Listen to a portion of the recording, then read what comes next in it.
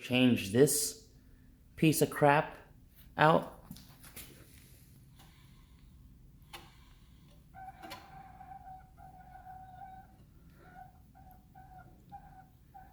No good. And put this nice new beauty in with upgraded fans. See, the design is quite different. It has way more fins, pushes way more air. In order to get that into the 2013 and similar Cruzes, that's what has to be done. Whole front clip has to be removed. The hood bracket,